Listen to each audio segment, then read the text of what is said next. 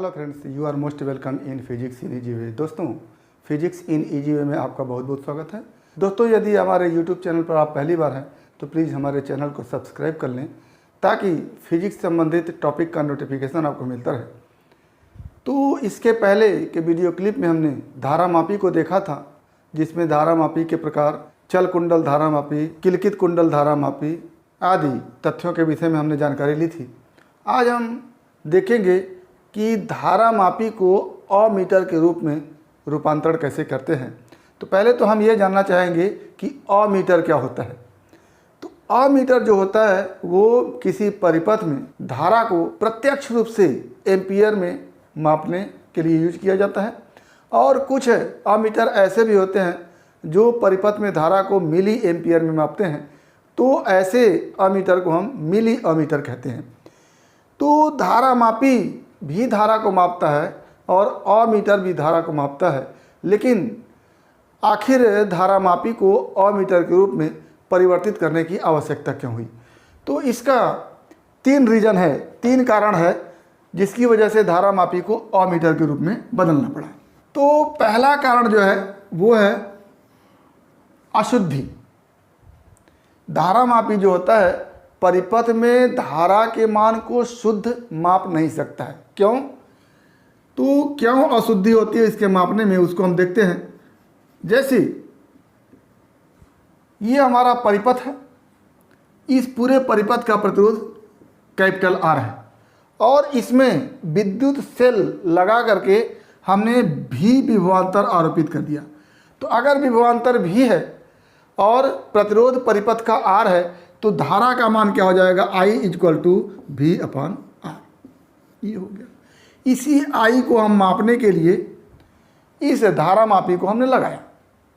अब जब धारामापी को लगाया तो धारामापी में आप जानते हैं कुंडली होती है और कुंडली का अपना प्रतिरोध हो जाता है। तो इस धारामापी को जब इस परिपथ में श्रेणी क्रम में लगाते हैं तो इस R के साथ इस धारामापी के कुंडली का प्रतिरोध भी जुड़ जाता है। अगर धारामापी के कुंडली का प्रतिरोध G हो और जिस परिपथ में ये श्रेणी क्रम में जोड़ा गया है उसका प्रतिरोध R हो, तो अब धारामापी को लगाने के बाद पूरा प्रतिरोध कितना हो जाता है? G+R हो जाता है। पूरा प्रतिरोध धारामापी को लगाने के बाद प्रतिरोध क्या हो गया? G+R। और जब इस धारामापी को लगा दिए हैं तो जो परिपथ में धारा बहेगी, अब धारा दूसरी हो जाएगी। क्या हो जाएगी? मान लेते हैं वो I' हो जाए। पहले जब इस धारामापी को नहीं लगाए थे तो परिपथ में धारा I थी जो V/R के बराबर थी। अब जब हम इस धारामापी को लगा दिए हैं तो परिपथ में धारा क्या बन जाएगी? V/। धारामापी को लगाने के बाद जो प्रतिरोध बन रहा है वो G+R बन रहा है। बताइएगा, परिपथ की धारा I = V/R था। जब इसको मापने के लिए हमने धारामापी लगाया तो धारा का मान क्या हो गया? I' हो गया जो V/G+R हो गया। तो हम मापने के लिए लगाए धारामापी को I और ये मापेगा I'। क्यों? क्योंकि धारामापी का प्रतिरोध भी अब परिपथ के प्रतिरोध में जुड़ गया है और I' जो होगा वो V/G+R के बराबर होगा। तो इस I को देखिए और इस I' को देखिए। I को निकालने में हम R से केवल भाग दे रहे हैं, जबकि I' को निकालने में G+R से भाग दे रहे हैं। तो क्या हो गया? जब लंबी राशि से भाग देंगे तो I' का मान कम हो जाएगा, तो I' जो होगा वो छोटा हो जाएगा I से, और ये धारामापी इसी I' को मापेगी।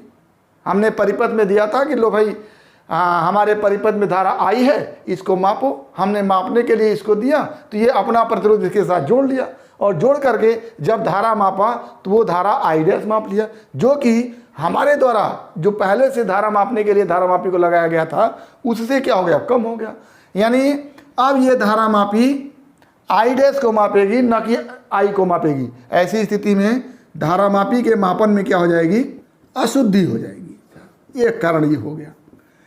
ये धारामापी को किसी परिपथ में जोड़ते हैं तो उसके कुंडली के प्रतिरोध के कारण जो धारा वो मापता है वो एक्चुअल धारा जो वास्तविक धारा है उससे कम हो जाता है, यानी धारा मापी शुद्ध माप नहीं सकता है, धारा मापी के मापन में अशुद्धि हो जाती है। दूसरा, सुरक्षा। जैसे इस परिपथ में धारा मापी लगाई जाती है तो मान लेते हैं कि इस शेल के द्वारा आरोपित विभवांतर भी के कारण परिपथ में धारा आई बहने लगती है और ये धारा आई इस धारा मापी से होकर के जाती है। तो जब कभी धारा का मान अधिक हो जाता है तो धारा मापी के क्षतिग्रस्त होने की संभावना होती है, क्योंकि इस धारा मापी की एक अपनी सीमा होती है, उससे ज़्यादा ये धारा के प्रवाह को नहीं सहन कर सकता है। तो ऐसी स्थिति में ये धारा मापी क्षतिग्रस्त न हो, इसके लिए हम धारा मापी को अमीटर में परिवर्तित करते हैं। तीसरा होता है इस धारा मापी के परास में वृद्धि। जैसे मान लेते हैं ये धारा मापी में विद्युत धारा के प्रवाह से इस कुंडली में विक्षेप होता है, कुंडली के साथ साथ संकेतक में भी विक्षेप होता है। जब इसमें विद्युत धारा नहीं प्रवाहित की जाती है, यानी 0 एम्पियर की विद्युत धारा प्रवाहित होती है, ऐसी स्थिति में इस संकेतक को हम 0 पर देखेंगे। लेकिन मान लेते हैं कि 2 एम्पियर की धारा प्रवाहित किया जाए और कुंडली पूरी तरह से विक्षेपित होकर के यहाँ चली जाए इस तरह से, और 2 एम्पियर के बाद इसमें विक्षेपित होने की क्षमता न हो, तो इसका जो रेंज होगा मापने का 0 से 2 एम्पियर तक होगा, यानी ये 2 ही एम्पियर तक विद्युत धारा को माप सकती है। तो धारा मापी का जो रेंज होता है विद्युत धारा मापने का वो अत्यंत कम होता है। तो इसी रेंज को बढ़ाने के लिए, धारा मापी के परास को बढ़ाने के लिए हम धारा मापी को अमीटर के रूप में परिवर्तित करते हैं। तो क्या क्या कारण हो गए? तो पहले अमीटर क्या होता है? अमीटर वस्तुतः क्या होता है? एक धारा मापी ही होता है जो धारा को प्रत्यक्ष रूप से एम्पियर अथवा मिली एम्पियर में मापता है। जब यह धारा मिली एम्पियर में मापता है तो इसे मिली अमीटर कहते हैं। जब धारा मापी भी धारा माप रहा था, अमीटर भी धारा माप रहा है, तो धारा मापी को अमीटर में क्यों बदला गया? इसका 3 कारण आपने देखा। तो क्या लिखेगा कि धारा मापी को अमीटर में रूपांतरण के कारण। तो पहला कारण तो ये हो गया कि धारा मापी पूरी तरह से धारा को शुद्ध नहीं मापता है, अतः शुद्ध मापने के लिए धारा मापी को अमीटर में बदला गया, यानी धारा के शुद्ध मापन के लिए पहला कारण हो गया।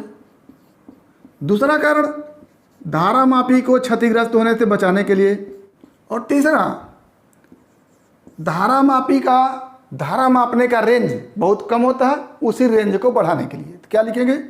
धारा मापन के परास, इसी को रेंज कहते हैं, को बढ़ाने के लिए। ये 3 कारण है जिसकी वजह से धारा मापी को हम अमीटर में बदलते हैं। अब बदलने के लिए करते क्या है?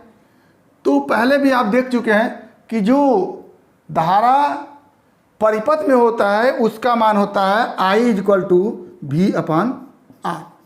लेकिन जब धारा मापी परिपथ में जुड़ जाता है तो धारा का मान कम हो जाता है, वो हो जाता है I'(V/R) परिपथ का प्रतिरोध, और G धारा मापी के कुंडली का प्रतिरोध, या इसको धारा मापी का प्रतिरोध आप कह सकते हैं।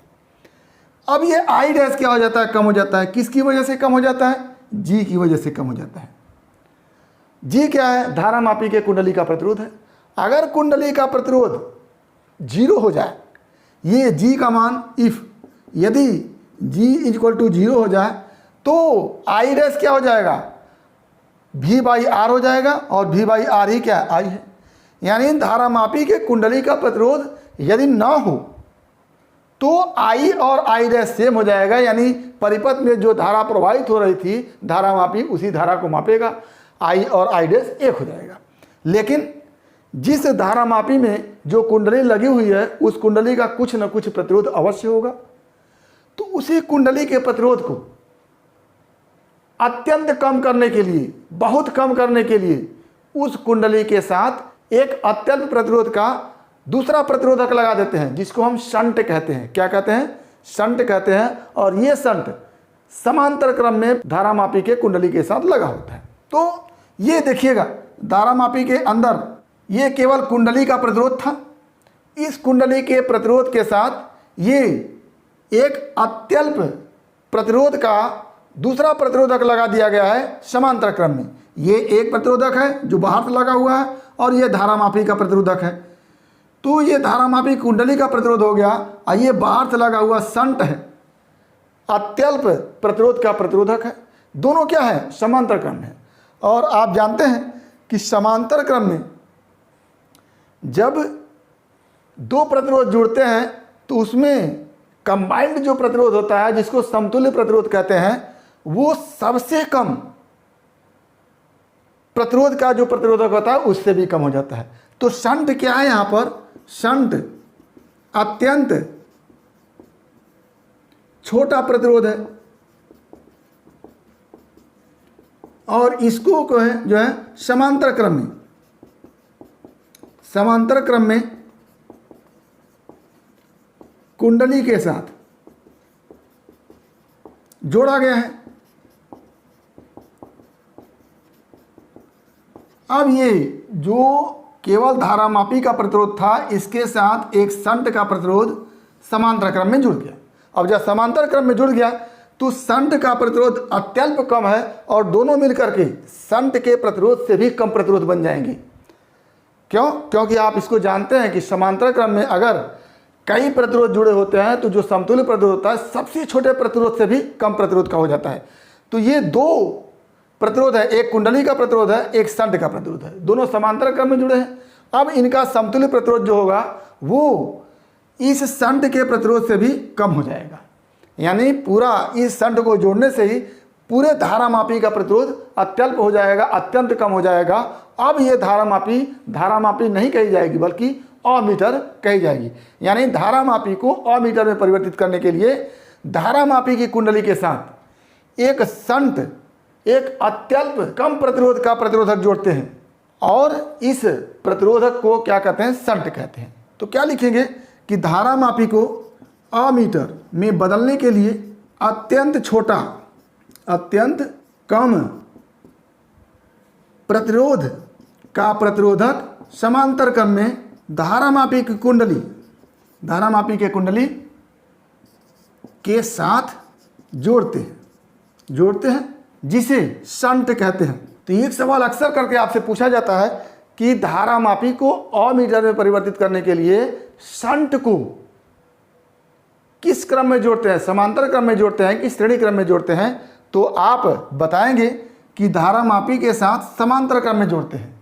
दूसरा आपसे पूछा जाता है कि धारामापी में जो शंट जोड़ा जाता है उसका प्रतिरोध कितना होता है? तो कहेंगे जहां तक संभव होता है उसका प्रतिरोध अत्यंत कम रखते हैं। तो ये जो धारामापी की कुंडली के साथ प्रतिरोधक जोड़ा जाता है उसको शंट कहते हैं। इसका प्रतिरोध अत्यंत कम होता है और यह समांतर क्रम में कुंडली के साथ जुड़ा होता है। तो इससे होता क्या है आप देखिएगा, ये पूरा धारामापी के अंदर की व्यवस्था है जिसको अमीटर बनाने के लिए हमने ये किया है। अब ये धारामापी नहीं रह गया, अमीटर हो गया। जब अमीटर हो गया तो इसमें क्या क्या हो रहा है देखिएगा। ये हमारा परिपथ बना और इससे हमने एक सेल जोड़ दिया जो विभवांतर भी आरोपित कर रहा है। अब जब विभवांतर भी आरोपित कर रहा है और इसमें धारा आई चल रही, पूरे परिपथ के बाहर का प्रतिरोध आर है। अब ये धारा जब आई चल रही है तो आई धारा का छोटा सा भाग धारामापी में जाएगा, छोटा सा आई जी धारामापी में जाएगा और जो बचेगा आई माइनस आई जी वो जाएगा शंट में। क्यों छोटा सा भाग धारामापी में जाएगा उसको हम देखते हैं। जैसे ये दोनों समांतर क्रम में जुड़े हुए हैं तो आप जानते हैं कि समांतर क्रम में जुड़े हुए हर प्रतिरोध के सिरों के बीच विभवांतर समान होता है। तो यहाँ पर भी विभवांतर समान होगा, जो भी विभवांतर यहाँ लगेगा वहीं भी विभवांतर यहाँ लगेगा। अब अगर यहाँ भी विभवांतर है और इसका प्रतिरोध यस है, शंट है, इसको यस से लिखते भी हैं और इसका प्रतिरोध एस कहते हैं। तो ये विभवांतर भी है और प्रतिरोध यस है, तो ये धारा आई माइनस आई जी क्या हो जाएगा? पूरी धारा आई चल रही थी, इधर चली गई आई जी, तो इधर बचा आई माइनस आई जी। तो आई माइनस आई जी का मान क्या होगा, I minus I G equal to पूरा विभवांतर है भी और शंट का प्रतिरोध है एस। चूंकि ये यस अत्यंत कम प्रतिरोध का है, यानी यस का मान बहुत कम है, जब यस का मान बहुत कम है तो आई माइनस आई जी का मान बहुत ज़्यादा हो जाएगा, यानी ये जो शंट में धारा चलेगी वो बहुत ज़्यादा होकर के चलेगी। और जब शंट में बहुत ज़्यादा धारा चलेगी तो थोड़ी सी धारा आई जी जो होगी वो धारामापी में जाएगी या कुंडली में बहेगी। ये कुंडली है और ये शंट है, तो अत्यल्प कम धारा धारामापी की कुंडली में से जाएगी, और जब अत्यल्प कम धारा कुंडली में से जाएगी तो धारामापी जो अमीटर बन चुका है वो सुरक्षित रहेगा, क्योंकि अब जो पूरी धारा आई जा रही थी उसका अधिकांश भाग कहाँ चला गया, शंट में चला गया, थोड़ा सा भाग केवल धारामापी में जा रहा है, तो अब धारामापी सुरक्षित हो गया। दूसरी बात, अब जो धारामापी 2 एम्पियर के धारा से पूरा इतना विक्षेपित हो जा रहा था, अब पूरा का पूरा 2 एम्पियर धारा इसमें नहीं जाएगा, अब थोड़ी बहुत ज़्यादा धारा चली जाएगी शंट में, ये आई माइनस आई जी, तो इसमें छोटी सी धारा आई जी जाएगी। जब छोटी सी धारा आई जी जाएगी थोड़ा सा विक्षेप होगा इसमें, और पूरा विक्षेप होने के लिए अब इस आई जी का मान बढ़ाना पड़ेगा, आई जी का मान बढ़ाने के लिए आई का मान बढ़ना पड़ेगा, यानी अब इस धारामापी को पूरी तरह से विक्षेपित करने के लिए इस आई का मान बहुत अधिक होना चाहिए, यानी अब इस धारामापी का मापने का रेंज भी बढ़ गया। जो 2 एम्पियर से यहाँ तक विक्षेपित हो जा रही थी अब 2 एम्पियर में इतना विक्षेपित हो रही है, अब और पूरा विक्षेपित करने के लिए इसमें धारा और बढ़ाना पड़ेगा। इसका मतलब ये हुआ कि इस शंट को जोड़ देने से पहले तो अत्यल्प धारा धारामापी में जा रही है तो ये सुरक्षित हो गया, दूसरे कम धारा जब धारामापी में जाएगी तो इसमें विक्षेप कम होगा, और पूरा विक्षेप करने के लिए इस आई के मान को बढ़ाना पड़ेगा, यानी आई ज़्यादा होने पर ही धारामापी में पूरा विक्षेप होगा, यानी धारामापी का परास क्या हो जाएगा, बढ़ जाएगा। तो धारामापी के साथ कुंडली के समानांतर क्रम में शंट के जोड़ देने से 3 फायदा हुआ। पहला कि पूरे धारामापी का प्रतिरोध अत्यंत कम हो गया, जिसकी वजह से जो अशुद्धि हो रही थी वो समाप्त हो गई। दूसरा, अब कुंडली में अत्यल्प धारा बहेगी जिसकी वजह से वो क्षतिग्रस्त नहीं हो सकता है। और तीसरा, अत्यल्प कम धारा बहने से कुंडली में पूरा विक्षेप या धारामापी में पूरे विक्षेप के लिए हमको अधिक धारा बहाना पड़ेगा, यानी परास क्या हो गया, ज़्यादा हो गया। ये 3 फायदे हुए हमारे। अब आगे जो है धारामापी में लगाए गए शंट के प्रतिरोध और धारामापी के प्रतिरोध में संबंध क्या होता है उसको हम देखेंगे। तो अब देखिएगा यहाँ पर अभी हम बताएं कि समांतर में दोनों जुड़े हुए हैं, तो इस कुंडली के सिरों के बीच का विभव और इस शंट के सिरों के बीच का विभव एक समान होगा, यानी कुंडली के सिरों के बीच का विभव बराबर शंट के सिरों के बीच का विभव। तो कुंडली के सिरों के बीच का विभव क्या होगा, देखिएगा दोनों ही विभव भी होगा, क्योंकि एक ही पोटेंशियल यहीं भी इस कुंडली के सिरों के बीच भी है और शंट के सिरों के बीच भी है, तो दोनों ही भी होगा। और भी इक्वल टू क्या लिखेंगे, इस कुंडली में धारा आई जी जा रही है और कुंडली का प्रतिरोध जी है, तो ये धारा गुणे प्रतिरोध इक्वल टू विभवांतर हो गया।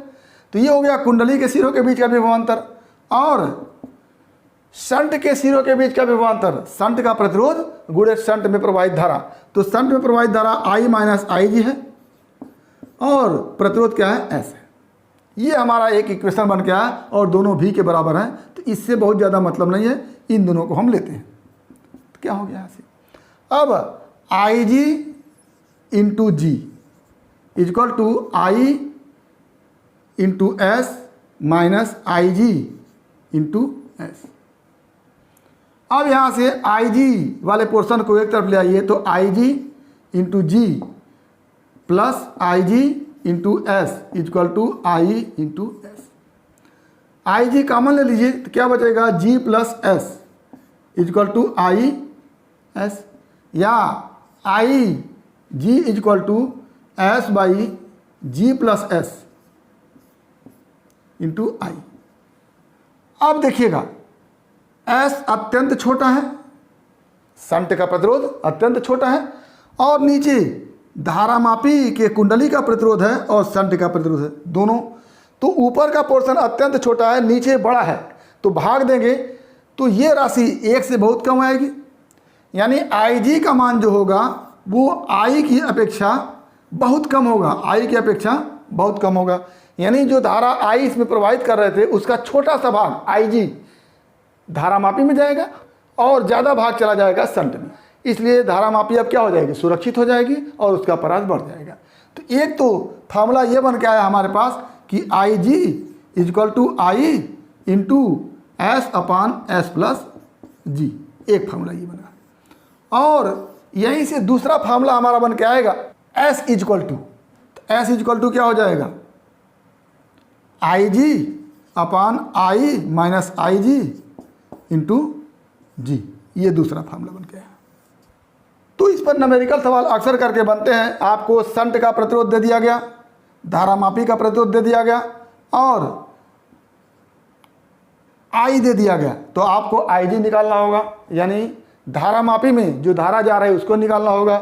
या IG दे दिया, I दे दिया और धारामापी का प्रतिरोध दे दिया, तो आपसे पूछा गया कि शंट कितने ओम का लगाया जाए कि धारामापी इस तरह का मीटर बन जाए। तो ये हमारे जो है ये दोनों फार्मूले होते हैं जिससे न्यूमेरिकल आपके होते हैं। तो ये आज हमारा रहा कि धारामापी को अमीटर के रूप में कैसे रूपांतरित करते हैं और क्यों रूपांतरित करते हैं। क्यों रूपांतरित करते हैं, कारण यह है कि धारामापी अकेले धारा को अशुद्ध मापता है, जब इसको अमीटर के रूप में बदल दिया जाता है तो अशुद्धि समाप्त हो जाती है। दूसरा, धारामापी की सुरक्षा के लिए धारामापी को अमीटर के रूप में बदला जाता है। तीसरा, धारामापी का परास बहुत कम होता है, इस परास को बढ़ाने के लिए उसको अमीटर के रूप में बदला जाता है। और कैसे बदला जाता है तो उसको आप देखें कि धारामापी की कुंडली के साथ एक अत्यल्प प्रतिरोध का प्रतिरोधक लगाते हैं। इस प्रतिरोधक का नाम शंट होता है और ये प्रतिरोधक समांतर क्रम में धारामापी की कुंडली के साथ लगे होते हैं, जिससे अक्सर करके क्वेश्चन बनते हैं कि धारामापी को अमीटर के रूप में परिवर्तित करने के लिए शंट को समांतर क्रम में जोड़ते हैं कि श्रेणी क्रम में जोड़ते हैं, तो आप समांतर क्रम में बताएंगे। दूसरा, धारामापी में जो शंट लगाया जाता है उसका प्रतिरोध कैसा होता है, तो आप कहेंगे अत्यल्प होता है, बहुत कम होता है। उम्मीद करते हैं कि आपको टॉपिक समझ में आया होगा। अगर इसमें किसी प्रकार की समस्या है तो आप हमारे यूट्यूब चैनल के कमेंट बॉक्स में कमेंट करके अपनी समस्या का समाधान करेंगे।